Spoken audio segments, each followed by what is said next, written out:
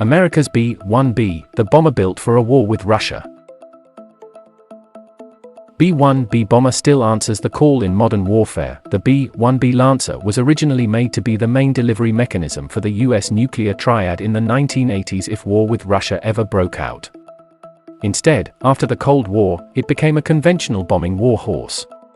The B-1B switched over from its nuclear bombing mission in the mid-1990s.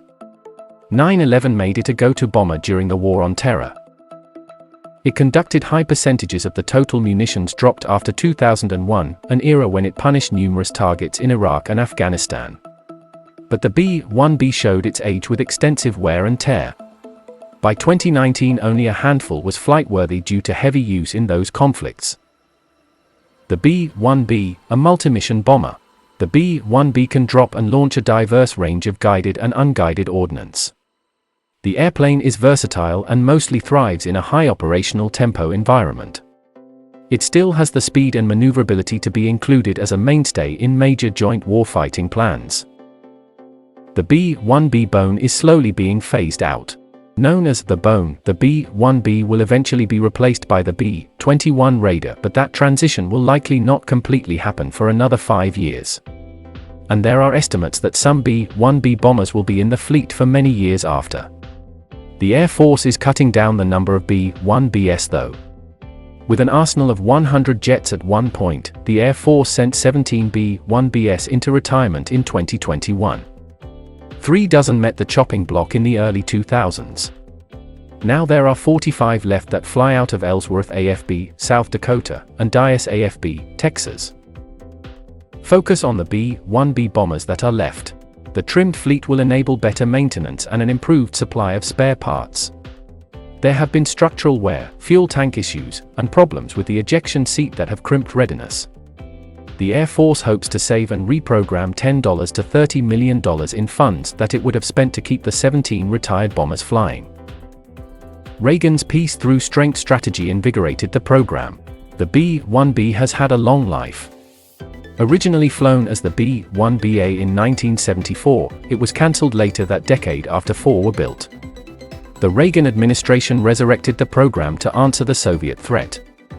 The B-1B beginning in 1984 showed its worth.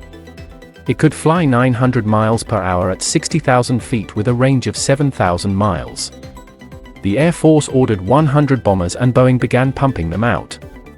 B-1B mission shifted due to arms treaty obligations. The original idea for the B-1B was to fly at low altitude underneath Soviet air defense cover and deliver nuclear weapons. The end of the Cold War changed that mission. President George H.W. Bush ordered a $3 billion refit, which called for the elimination of nuclear arming systems. Furthermore, guidelines under the New START Treaty necessitated the prevention of nuclear weapon pylons from being fastened to the bomber. The conversion process was completed by 2011, and Russians have inspected the aircraft annually to make sure the Americans are following the treaty. Let's make it conventional. The bomber had such a large payload the thinking on its mission set shifted to delivering a wide range of dumb and laser-guided bombs, cluster munitions, joint direct attack munitions, and joint air-to-surface standoff missiles. It's survivable. The B-1B has synthetic aperture radar which allows it to track moving targets. The airplane has electronic warfare capabilities that can jam incoming bogies along with chaff and flares that can spoof enemy radar-guided and heat-seeking missiles. The B-1B has been a valuable airplane over the last decades. It has shown admirable service to the Air Force and has set records for flight.